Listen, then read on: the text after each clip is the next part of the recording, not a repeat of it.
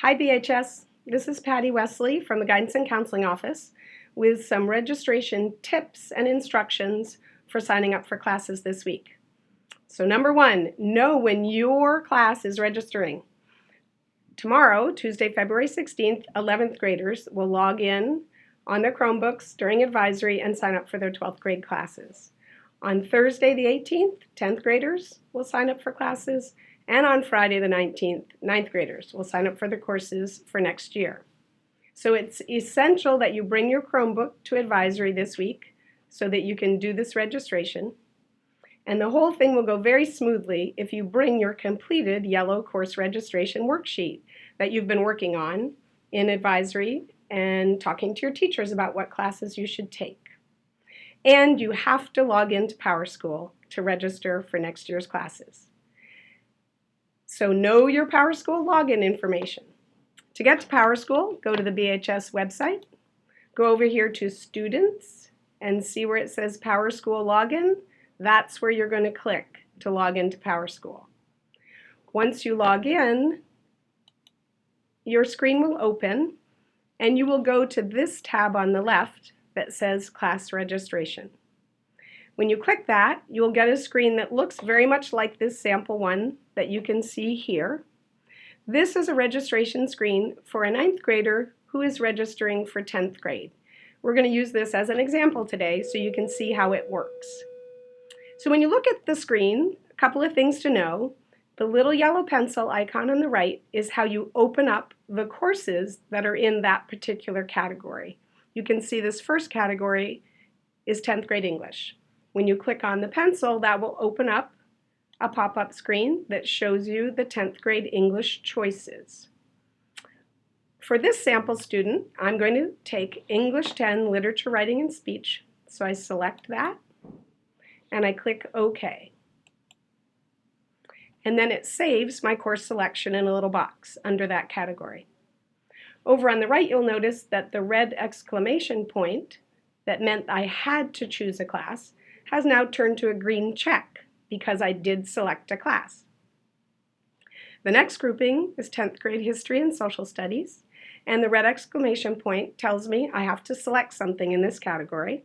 So I click on the pencil to see my choices, and I know that I'm going to take World U.S. History 1. So I'm selecting that class, and I click OK. And the red exclamation point has turned to a green check. There are some social studies and history electives that are available to 10th graders, and that's the next grouping. It has a green check because you're not required to take one of those classes. However, you might want to see what the choices are. You can see there are 2 electives for 10th graders that are possible, but I'm not going to take one of those classes, so I'm going to close that window. And then we get to 10th grade math, where I must take a math class. So I open the course options, and I see that Mr. Trombley has recommended me for concepts of geometry. So I'm going to select that class, and that's what that little note means, and the little picture of the road. That means a teacher has made a recommendation for you.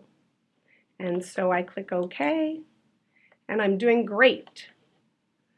Now the next thing I need to choose is a 10th grade required science class. So I see what my choices are, and I'm interested in taking Chemistry 1.